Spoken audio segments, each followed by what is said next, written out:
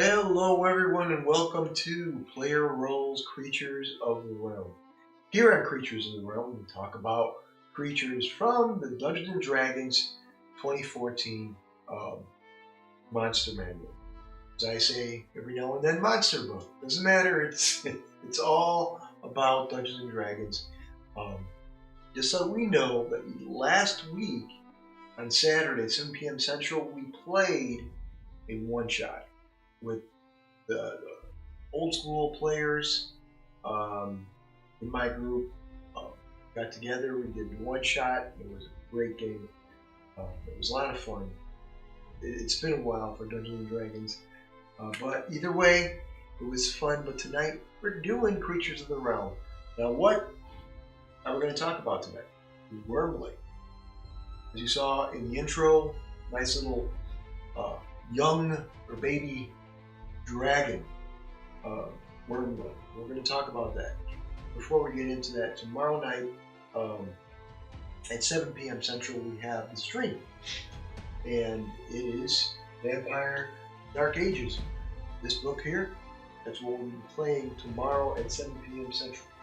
But before we get into anything, I want to give a big shout out to Tim Matthews and Patreon, and was a huge supporter of mine. I appreciate that. Like Tim, everyone that supports the channel, thank you very much. We have a lot of content coming in the months to come, weeks to come, and here we are. Let's continue with the Wyrmling. What's so good about the Wyrmling? We'll get into that. Let's take a look here. First of all, Wyrmling.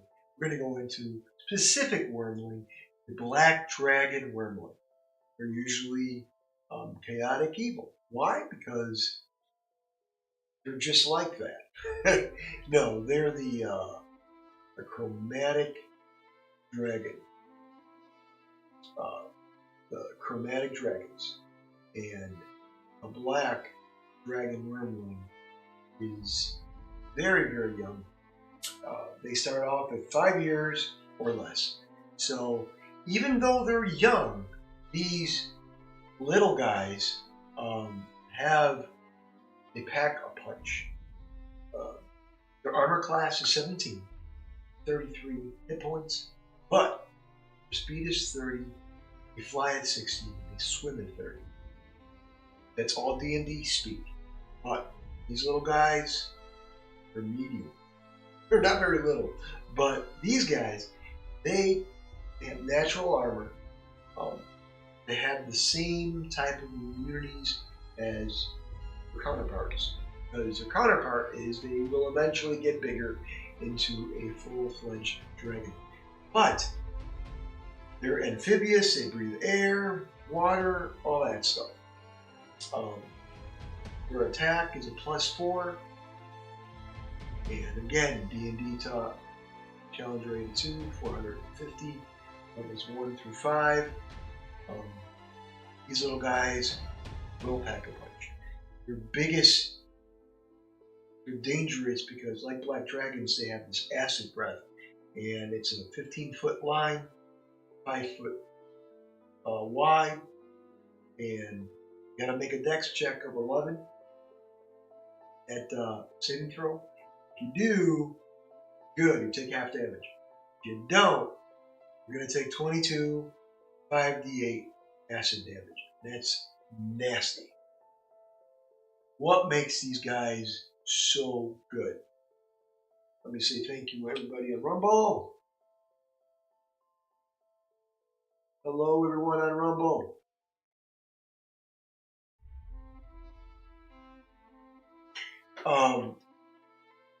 These guys are nasty with the acid breath. Now, let's get into the years. 5 years or less. The young Wyrmling grows to be a young dragon.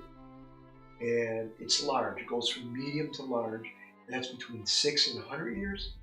The adult dragon, which is huge, and that goes from 101 to 800 years. And then the ancient, which is gargantuan, 800 and up.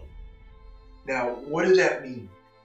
It means that no matter what size, from the Wyrmling all the way to the ancient, dragons are extremely intelligent. They're very dangerous, and even in their smaller version of the dragon, they are very, very deadly. How deadly are they? Well, the Wyrmling, specifically, the Wyrmling, speed of 30, and this is a medium dragon, speed of 30, can't hit it, even go through their natural armor, can't hit it till you get a 17 or above on a 20-sided. That's pretty rough, especially at lower levels. And even if you were a higher level, a multitude of these Wyrmlings, they can pack punch. So they fly at 60, speed 30, swim at 30. They can fly, they can swim, and they have this acid breath. Now imagine a red dragon. You have the fire breath. You have a white Wyrmling, which is ice breath. You have the green. You have more or less poison or gas, however you want to take it. You have the silver. We have so many different versions here. But you have the black, and let's take a look at different Wyrmlings here. I know we have the metallic dragon, but we're not going to look at the metallic. We have the black, the green, the blue, the white, and the blue is a spellcaster. Blue is dangerous too. So all these Wyrmlings are dangerous, no matter how you look at it. Let's take a look at the blue. Let's take a look at the blue. Blue dragon. Your hit points are a little higher. 17 armor class. That stays the same. Your hit points are 52. A little higher in hit points. You have more of constitution's a little better. Your strength, pretty strong too. Challenge rate goes from the black, which is 2, to a 3. Their intelligence is 12, but as they grow, their intelligence, they start to grow. Naturally, they'll be smarter when they get older, but either way, it's still a dangerous creature. The melee attack, +5. Lightning damage. Lightning damage is that's dangerous in itself. Lightning. 22, 40, 10 lightning. If you don't make that saving throw. Now, D&D talk. A recharge of 5 or a 6. You roll 6-sided, a 5 or a 6. You get a 5 or a 6, you get to use that lightning breath again, which is very deadly. Okay, let's take a look at the green.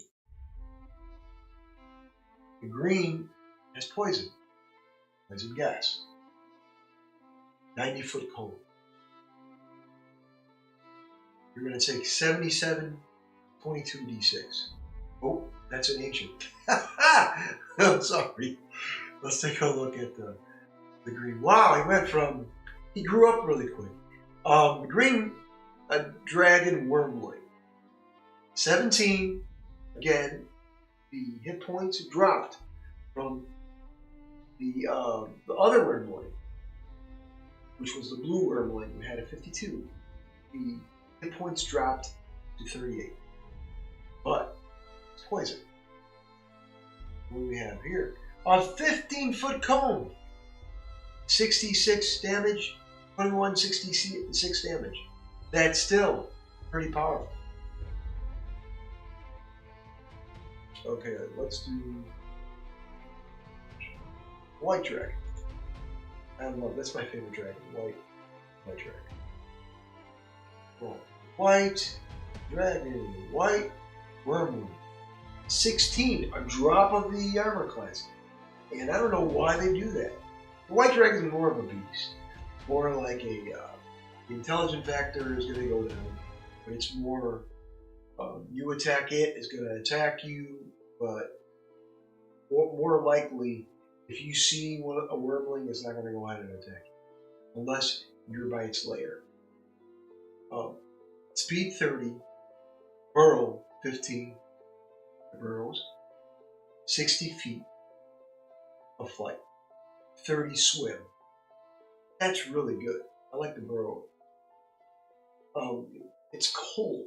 Cold breath is 5d8, 22 5d8. That's really good. Challenge rate of 2.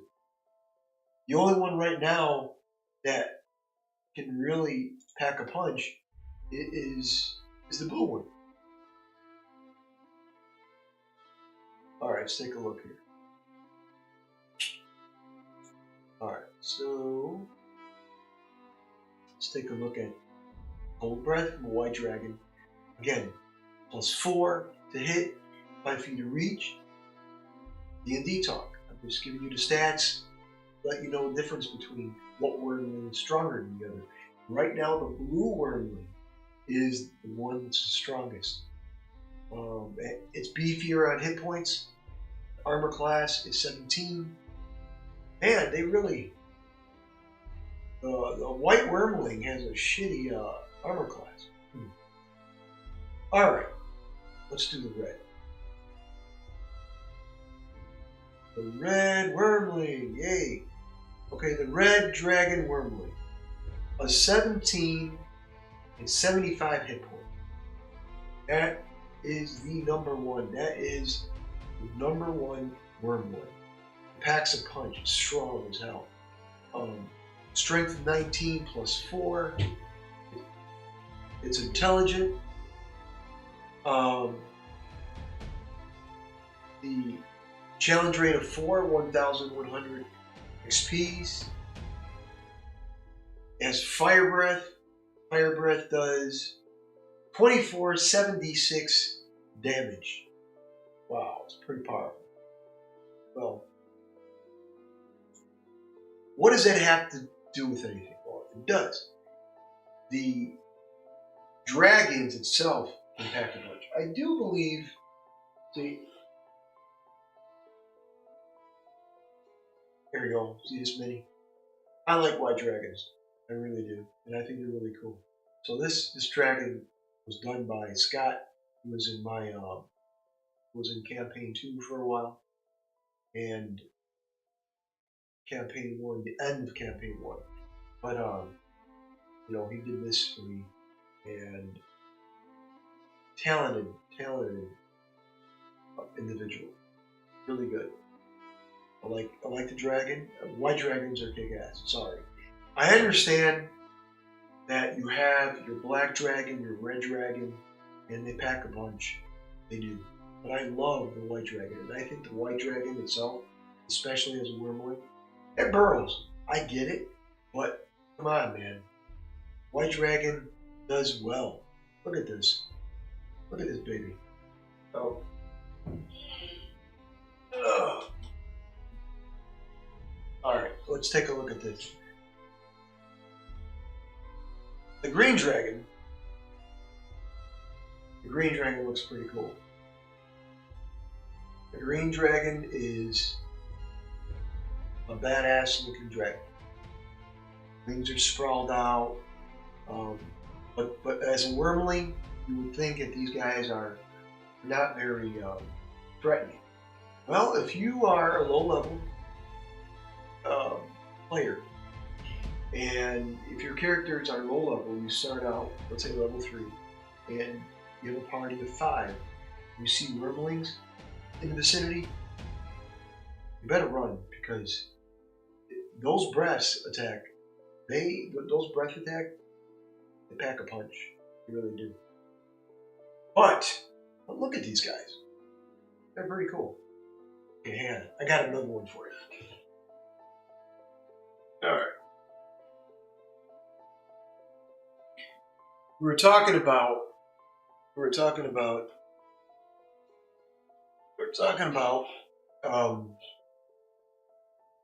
different Wyrmlings.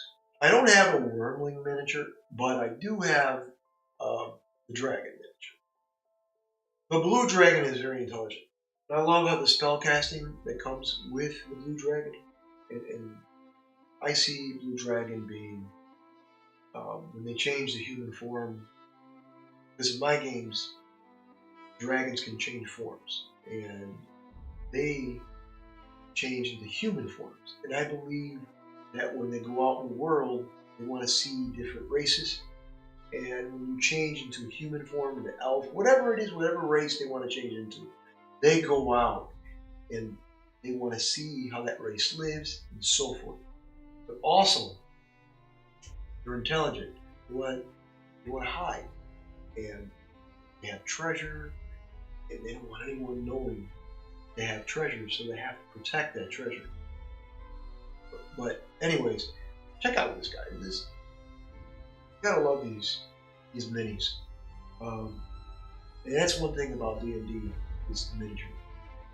And you can use minis in any role-playing game, but minis are very, very, very cool. But let me go over here now. You can still hear me.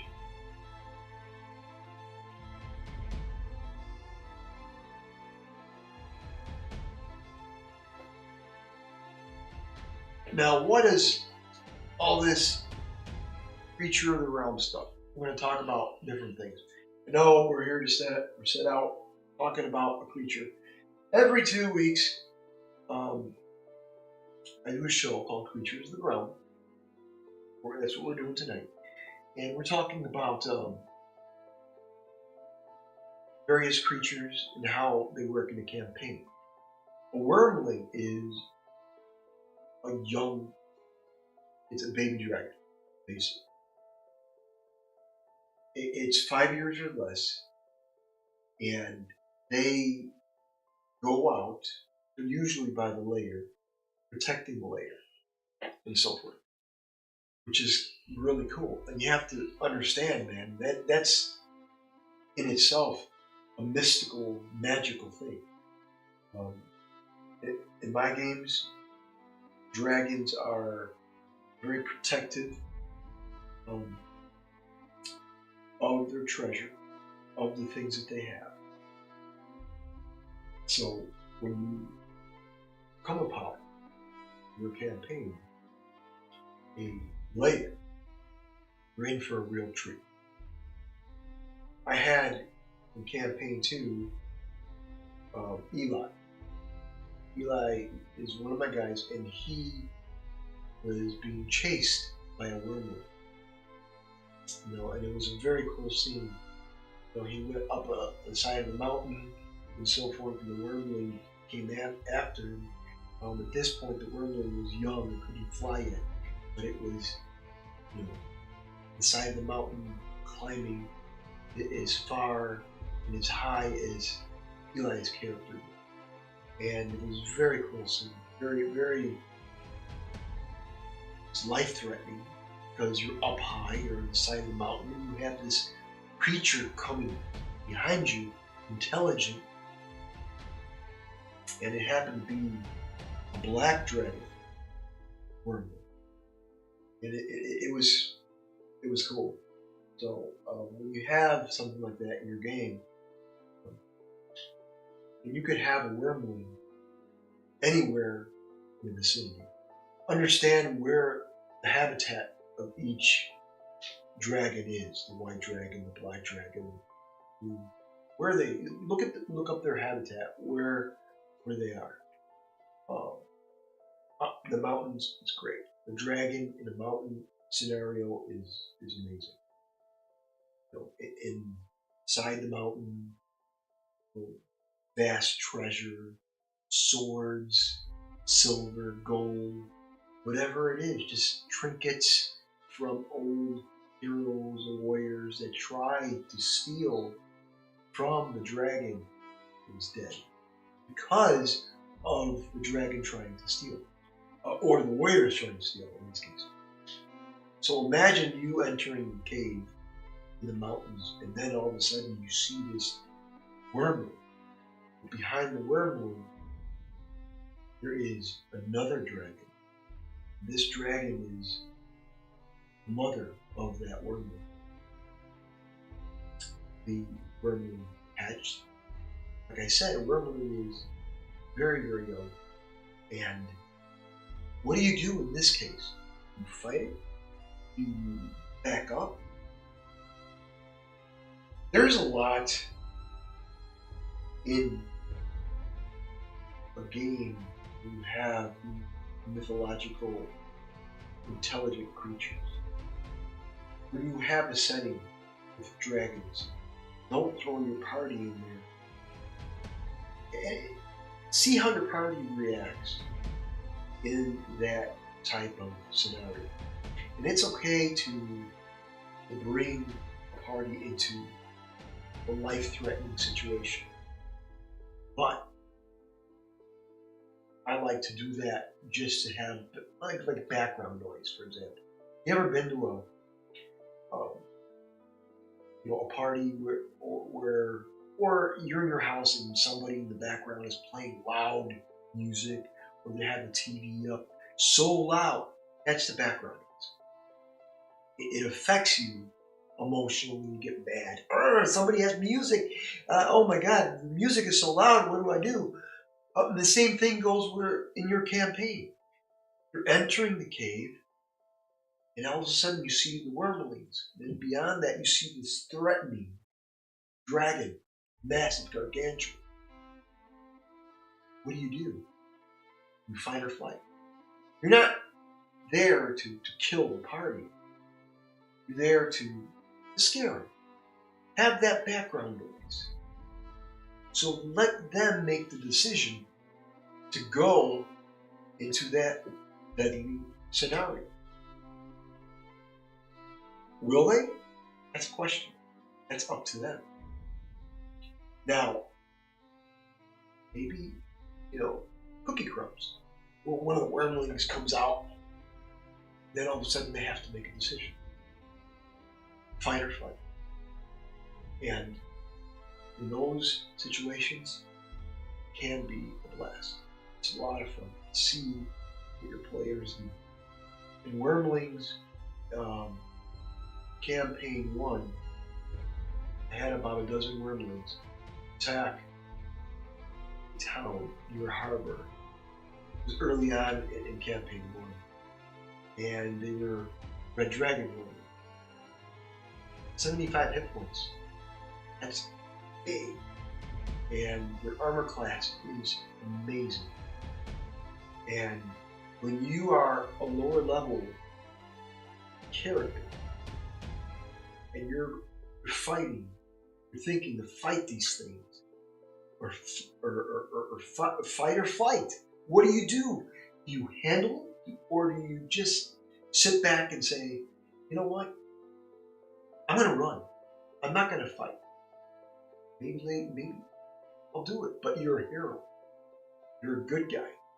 The town is being overrun by these creatures.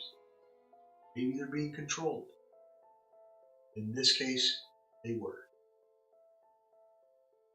How? I'm going to have to watch season 1 of the campaign. But it was a great experience, because just to see what players will do in a situation like that. A very dangerous situation, because dragons are not easy, but they're not hard as well. And if you fight them a proper way, strategically, you can win. And it's not about winning or losing, obviously, but you'll survive the battle. Because dragons have that breath, dragons have that claw attack, dragons have that tail attack, and of course, legendary action, which is dangerous in itself. But a Wyrmling does not have that. Let's take a look at the Red Dragon Wyrmling. Like I said before, a high class armor class, 17. Hit point base of 75. That's deadly. challenge rate of 4, 1100 experience points. That's dangerous. Attack plus 6. 1d10 plus 4 piercing damage plus 1d6 fire damage. All within that bite. What does that say in a scenario where you have your party and you're just trekking along in the tunnels, and all of a sudden ahead of you see about 4 or 5 Wyrmlings. Red dragon Wyrmling, to be exact. Or maybe they're white dragon. Well, however you want to throw it in your story. You see that, and now you have to make a decision. It has to be quick because these are intelligent creatures. They're not going to just sit there and be like, "Hi, thank you for visiting. Let's have some coffee." No, they're going to attack, and attack they will. Why? Because in a situation like this, fight or flight. Simple as that. Oh wait, I want to steal some gold or silver in that lair, or whatever weapon or whatever they have in that lair. I want to take. Try to take as much as possible. That's enough to piss off the guardian or the dragon in that lair. And the lair, folks, is very, very dangerous. Doesn't matter where you're at. Let's take a look here. Here's an example of a green dragon lair. You have a labyrinth, passages within 1 mile of the dragon's lair. 10-foot high walls. Creatures can move through the thickets. With every 1 foot of creature moves, costing it 4 feet of movement.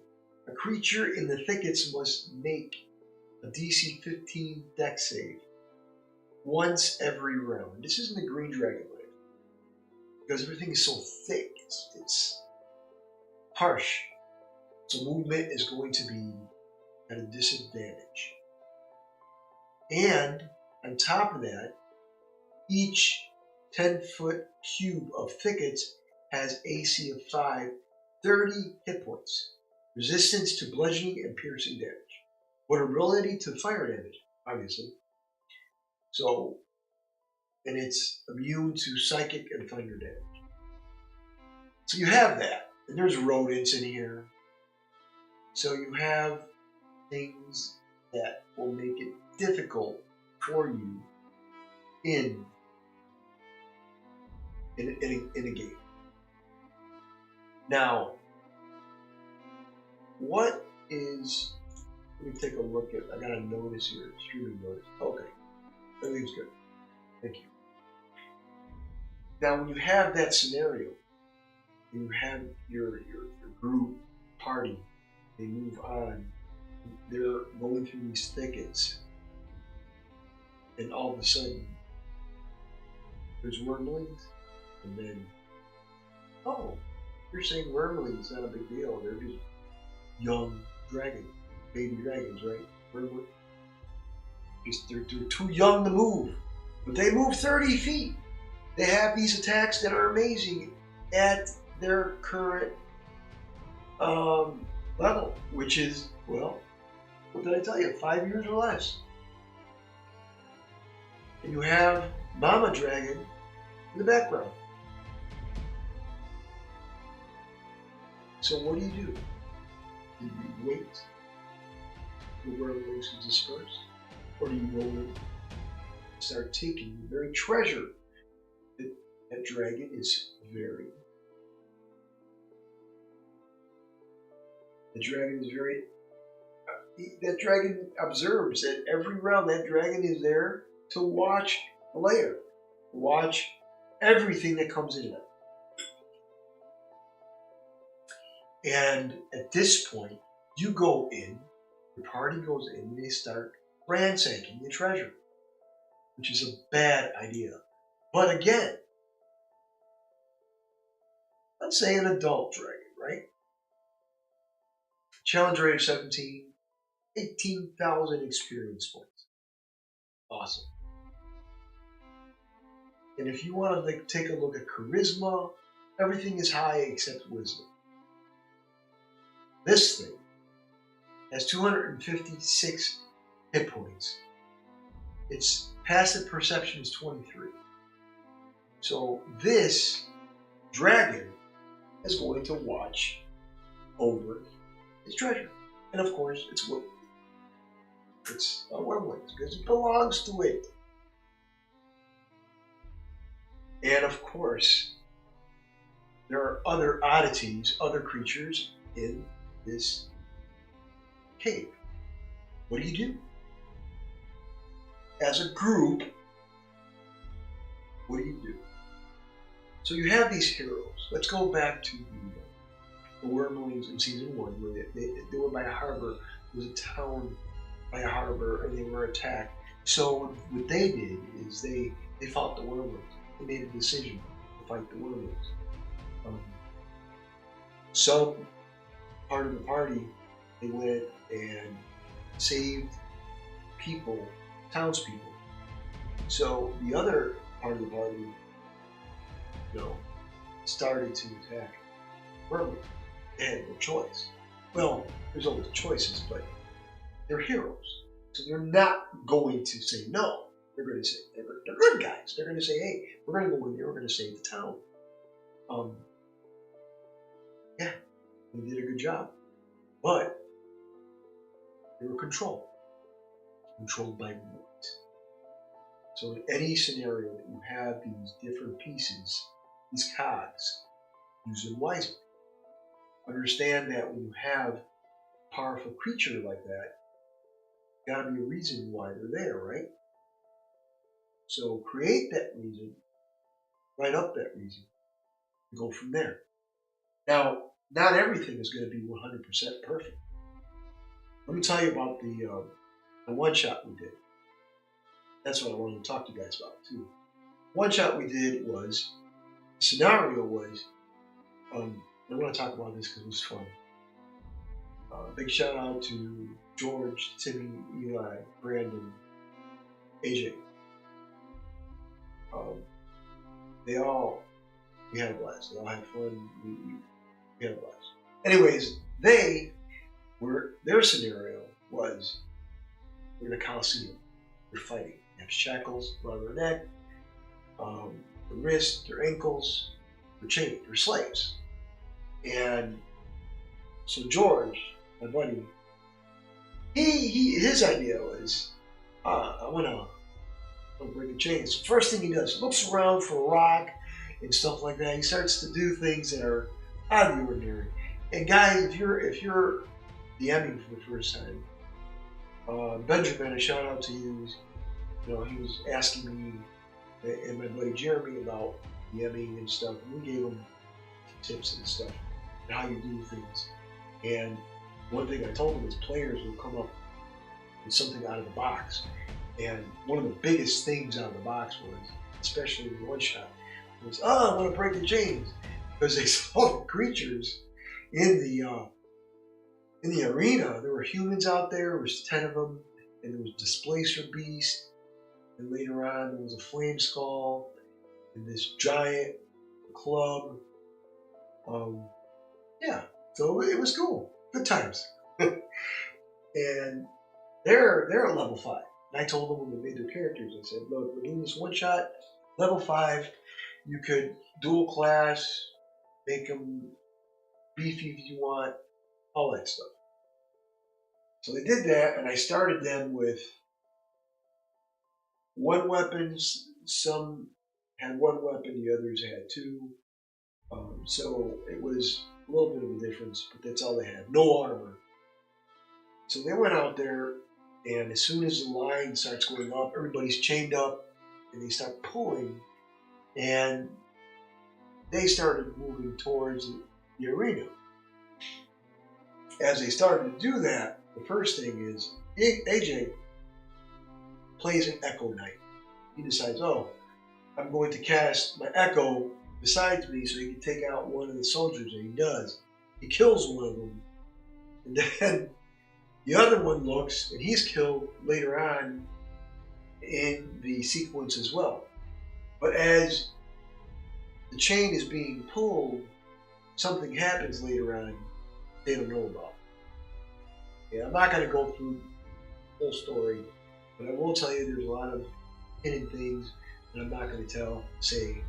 But I will tell you this: it was brutal, and they were trying to figure out what to do. And the same thing goes with when you are a DM for the first time.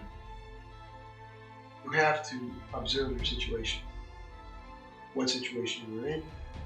What I mean is what the party is going to do. The situation, the scenario that you put out. They're going to turn around and crumble it up and throw it right back at you. Or they're going to do something magnanimous. Or they're going to do something that's completely stupid. And sometimes stupidity in a scenario like that is awesome. It's a lot of fun. Because it creates a scenario that, imagine you having a cake, right? You're eating cake, and then you're like, hey, you know what? I want to put some chocolate on the cake. Or maybe you want to sprinkle, something on there. You want to put some cherries on the cake or whatever. Whatever it is, the whole point is it embellishes. It makes it better. The party, they're the players, when they do cockamamie stuff like that, it makes that whole scenario better. But when you use creatures like Wyrmlings, yeah, they're powerful. Yes. They make the scenario dangerous. But the players take what you give them and they make it better. So if your story is about heroes entering the cave, finding treasure, secrets in rooms, and they find dragon. Dragon has Wyrmlings around it. Guess what happens? Everything in that scenario moves because of what the players do. Even if they run and go to a different room, it's great. Have a chase scene. One Wyrmling made it up. And they're freaked out when they start running. That's what I did with Eli in campaign 2. It was I believe it was the Dark Elf scenario inside the cave. It was a black dragon who was being chased. He started to climb inside the mountain, rock structures inside, and it was a scary situation, but he did it. It was awesome, and the Wyrmling comes right after him. I believe he went so high that as he made that pull, the Wyrmling, I rolled for the Wyrmling, went up and it slipped down. So he was able to escape. But it was cool, each corridor, the room, whatever, the cave structure, he started to run. And as he did that, this Wyrmling came after him. So in a situation like that, what do you do? What you do as a party, what you do as a group, make a decision. Fight or flight. Simple as fun. But not all decisions are easy to make, because again, it's the party that you have, the unity that you have with your party. They might decide, oh, you know what? Maybe there's a paladin in your group, and the paladin says, you know what? The town that we came from, poor. We're going to go in there and grab some silver. I see that there's somebody in there, and there's plenty to go along for everyone. So I'm going to grab a bag some of my backpack, whatever, leave. So as the party does that, decide together, they go in, start taking, and then something happens. Wyrmling's dragon finds out. Dragon sees is alarmed, sees the situation. The perception, passive perception is very high. The dragon will notice the situation. Only in times, you could have the party go deeper into the layer where they see the dragon in the backdrop. And one Wyrmling wakes up and starts chasing. But as they steal gold or silver, whatever it is they decide to take, they took it, Wyrmling goes after it. And what I would do is after they're being chased by the Wyrmling, they go deeper in the cave structure. Maybe there's areas where the Wyrmling could fit, but not the adult dragon. Then they hear a roar in the background. Roar! You hear a footstep as the ground starts to shake. What happens then? Remember I mentioned loud music in the background? Oh man, why does that damn teenager have the music so loud? Why? Hurts your ears, right? So the whole point is that background noise is the same thing the dragon scenario, the Wyrmling scenario. The Wyrmling is the true danger. But the black dragon is not. It's the background noise. It's a scare moment. You follow me? So now everyone's running, the party is running from the Wyrmling. Or they fight the Wyrmling, but the dragon is not the threat. The dragon is just the background noise. Maybe the roar and the pounding on the ground, they see the ground shakes, scares them enough to move on. The thing that I love about this game is we've all played D&D, and we can turn around and say, oh, I know what dragons do. So you have this idea, you use player knowledge, and you're like, oh, I know what dragons do, I know how powerful they are, they're intelligent, they're not intelligent, yada yada yada. But the amazing thing is you have a party in your group that role plays their character, and they start, oh wait, I'm a ranger. I might know what a dragon does. Maybe. I have some knowledge through stories I heard in the tavern by the bar. Or maybe, just maybe, the ranger is proficient in monster, hunting monster creatures. So when that happens, you have a professional that says, hey, this Wyrmling is dangerous, but what's behind us is worse. If we kill it, that other dragon is going to come after us. What happens then? So now you make a decision as a party. Remember I mentioned before the paladin? Oh, let's take some treasure. But then maybe one of your party members says, oh, there's plenty to go around, maybe more. I start taking more. Puts his backpack on and realizes this is kind of heavy. It's going to encumber me later on. So instead of taking enough, he took too much. So here's stories, plots that you could embellish, could bring up to like make that scenario better. that to make things hot.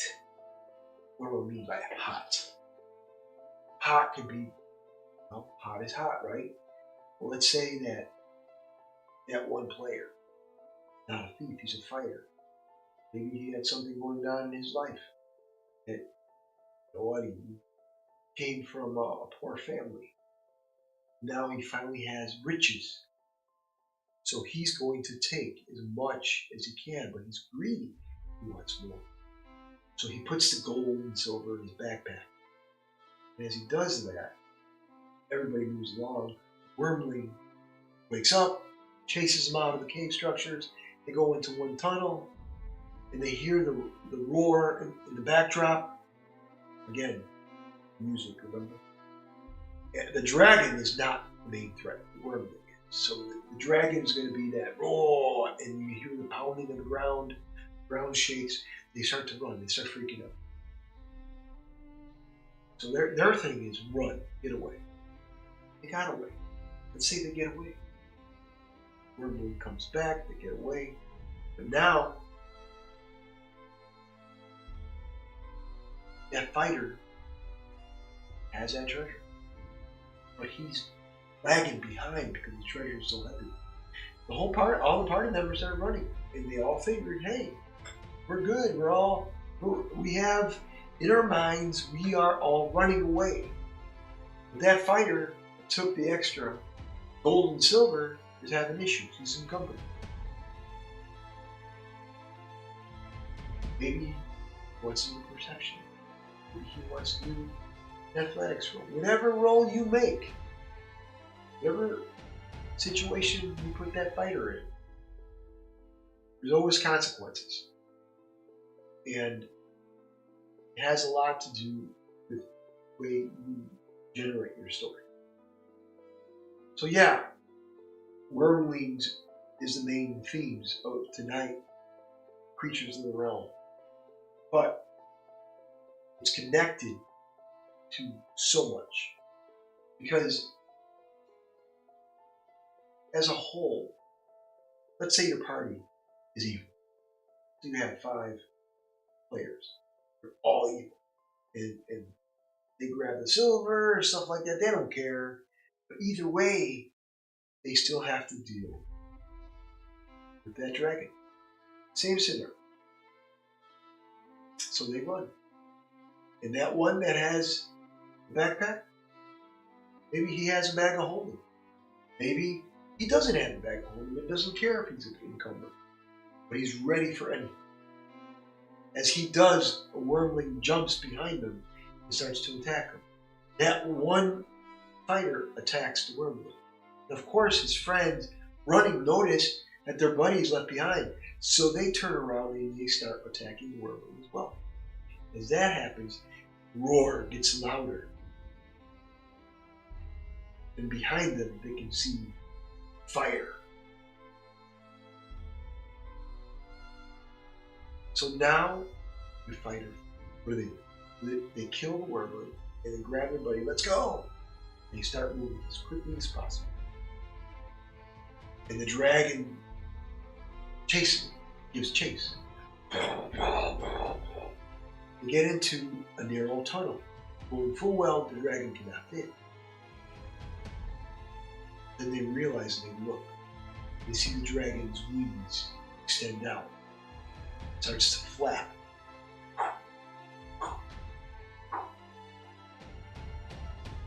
Wind fills up air. Wind. What do? They make a dex save. It's too much for them to handle what this dragon has. What are the dragons going to do? So, what do? They continue to run, which is the best case scenario.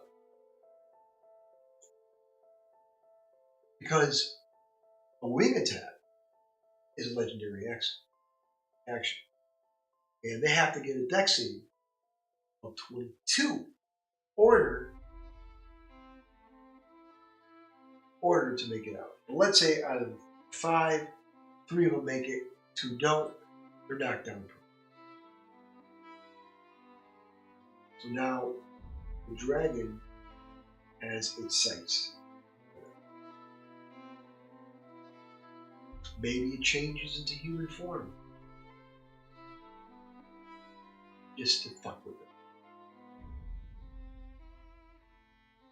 But in a scenario like that, again, the dragon is not the main villain. The main villain is the Wyrmling. That I love doing that because it brings a deadly creature to the table in a situation where they're impossible means. It's impossible to kill this creature, but the possibility is low. I'm not saying you can't kill it, but I'm saying that your party might have an issue. They do. They have a lot of death here, but it's a decision that they make. Now, in a situation like that, your whole purpose as a dungeon master is to make sure that you balance things out when it comes to creatures. But in a situation like that, like I said, backdrop, the noise, the scare tag, that villain, that dragon is not the big bad. It's just a moment. It's a scare moment. It's a little thing that I do. And I just love doing that because it brings them in that place. Now, a Wyrmling, you think, oh shit, they're nothing, right? They pack a punch too. And if they're all level 5 or level 3, they can handle it, right? Well, if you have more than one, now you're looking at odds shifting in another direction. There's nothing wrong with that. As long as that scare moment doesn't implode on you. And it can. So there's scenarios that you can use to really embellish that scenario. Really make things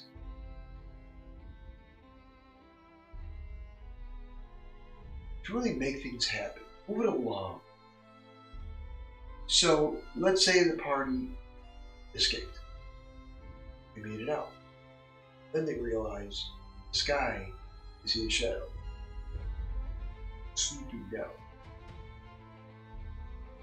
And as they look, do a stealth check, hide, they realize the red dragon just swooped down. Somehow it got out of the cave. Well, of course the dragon's going to know how to get out of its cave. That's where it lives. It's a player. It's going to know how to get out. But again, it's the backdrop. One last scare moment as the dragon swoops, takes off, or continues on. So my thing is, if you're going to use Wyrmlings, use them in a good way. Know your story and how you're going to use it. Maybe you could have a lich, a half dozen Wyrmlings, using it as protecting the lich's haven. This is Lich's Haven. This is where I have all my spell books, trinkets, or whatever it is. Needs something. Protection. Because liches are like that. Maybe the Wyrmlings are half zombie. They're homebrew. However you want to use them, you can use them in a magnificent way. Because Wyrmlings, believe it or not, even though they're very low on power, they pack a punch. They can. Especially a red dragon. I would use a black dragon. That's what I would do. And again, 17. Oh, excuse me. Sorry about that. 17, 33 hit points. That's fantastic. So you do that, it intensifies the scene, makes the scene better. It brings a scary moment, especially if you're using them well. Okay, so what else we got? Let's take a look at, in general, dragons as a whole. They're spellcasters. So that being said, you know they're going to pack a punch, but you can really kill the Wyrmlings early and then make sure that, hey, make sure that these Wyrmlings don't grow and or become a dragon. That's if you're a dragon hunter, right? Dragon Slayer. So if you do that, that's the best scenario for you. But the black dragon ones are the easiest out of all the Wyrmlings. The black dragon, the blue, and the red are the most powerful. That being said, I want to continue on discussing things about different scenarios and how can you use these creatures. Let's say, forget the mountains. Let's do a swamp. You can do a swamp. Doesn't matter what dragon you use. You can use a white dragon in the swamp. Very easy. Let's say the dragon is chained up, captured. Right? Maybe the lich, or maybe the group of benevolent soldiers happen to capture White Dragon. And there's a swamp. They have this building. And inside this building, the dragon is chained up. Wall. It doesn't even try getting out anymore. The links are magical. Let's say the leader of this group is a lich, or maybe a magic user, maybe a wizard.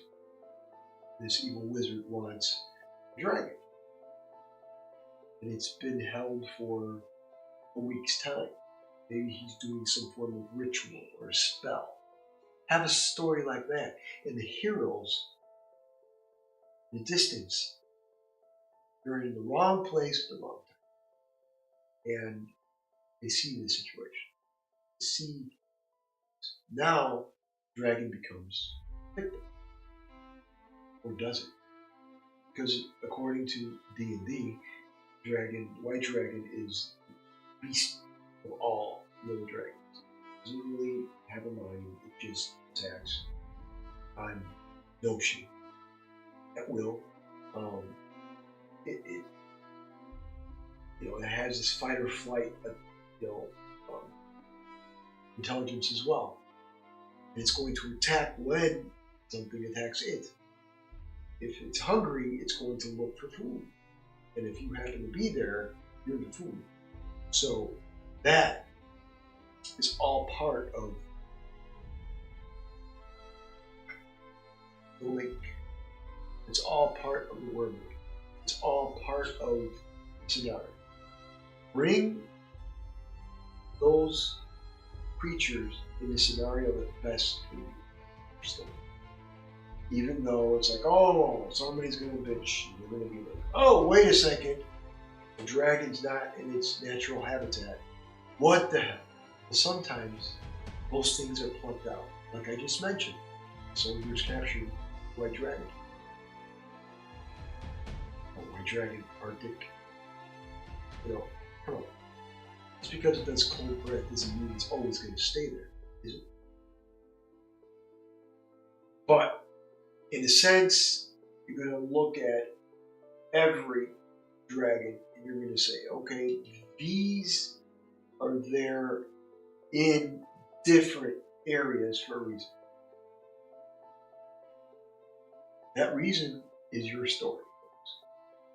You're the DM, and if your story is magic user with a bunch of pretty strong dragon slayers, capture this beast, this white dragon, or a white Wyrmling, and the white dragon is pissed because its young was captured.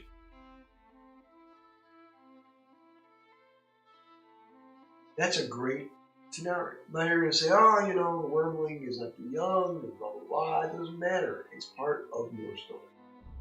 And if that makes sense, if that, now what I mean about making sense, folks, is this.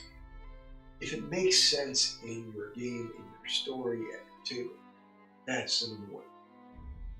Because in a world of fantasy, in a world of role-playing games, nothing makes sense. It's just all up here. And what's amazing about role-playing games is that you can sit and watch behind the screen with your party, people at your table, enjoy things and talk over things. When they start talking, those are rare moments you sit. I've said this before as well.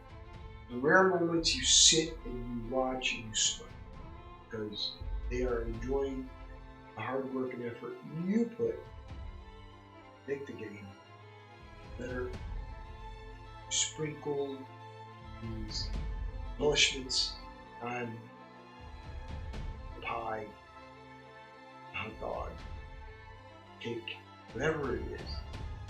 Tastes good, right? There you go.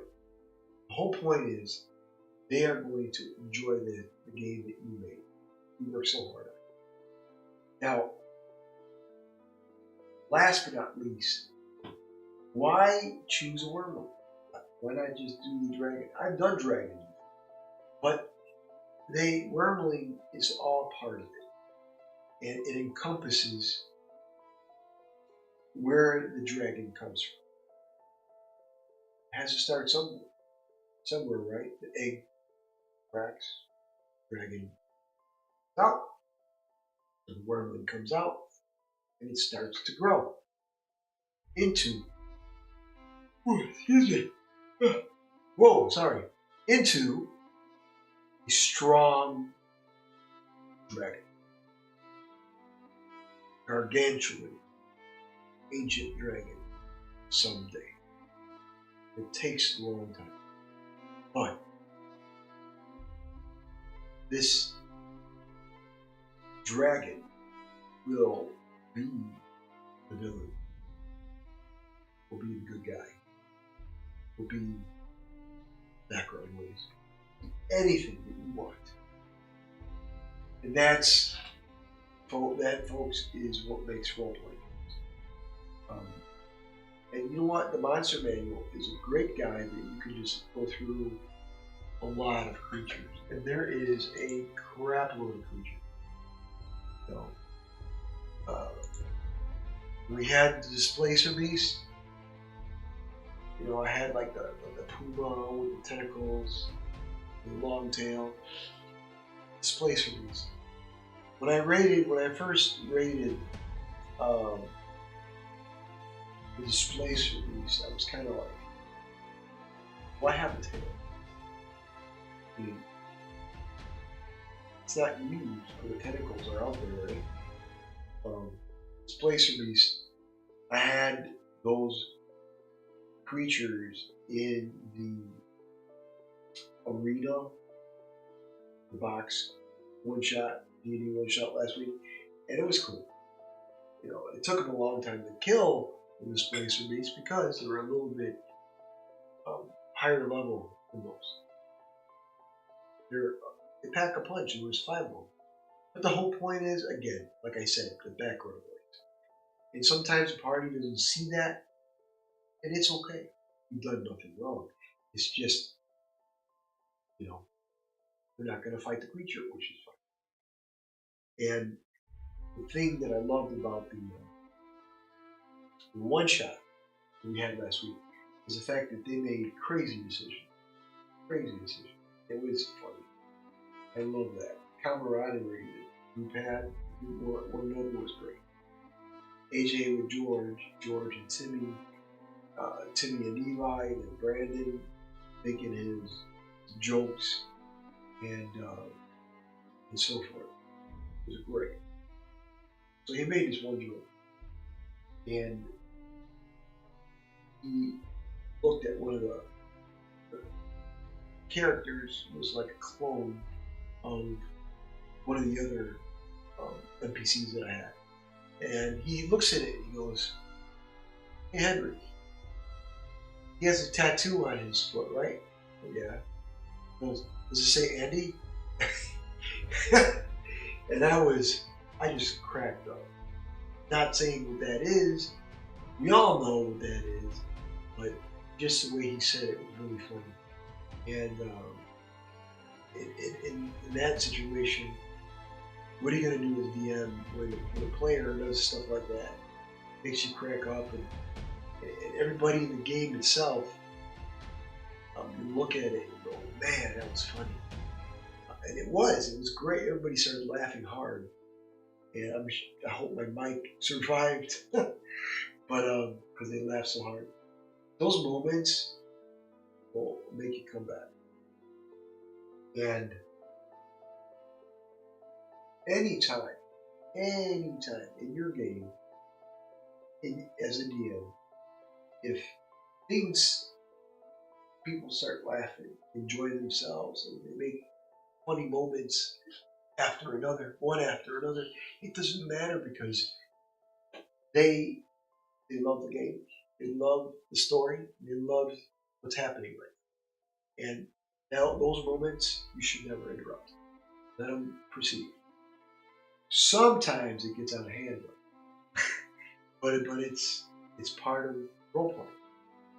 With that being said, I hope everyone enjoyed tonight's episode of Creatures in the Realm, episode 17. I can't believe we're 17 episodes in. Now, I know this is kind of like a corny thing to do, going over the monster manual and so forth. But you know what's fun about this? Just to take a look at the stats. And I'm a big geek myself, so you start looking at the stats and different things. It just makes it fun. I just love to do that, and making it fun is all part of the game. All part of the game. All part of the story. And when you have fun, yeah. And in Creatures of the Realm, we go over the monster manual, looking at the stats, and talking it over with y'all. It's a lot of fun. It's fun for me. I love to do that. So, see you guys in a couple weeks. And enjoy your weekend. Or you enjoy your weekend, check us out tomorrow at 7 p.m. Central. We will be playing Vampire: The Dark Ages, episode 16. Vampire: The Dark Ages. Join us. Man, there's a lot going on in that game. So check us out tomorrow at 7 p.m. Central. Tim, a big shout out. Thank you very much. I'm going to keep doing this. And, join us on Patreon. Subscribe. Show us that you support us. I love y'all. Thank you very much for watching, and I'll see you guys in a couple weeks.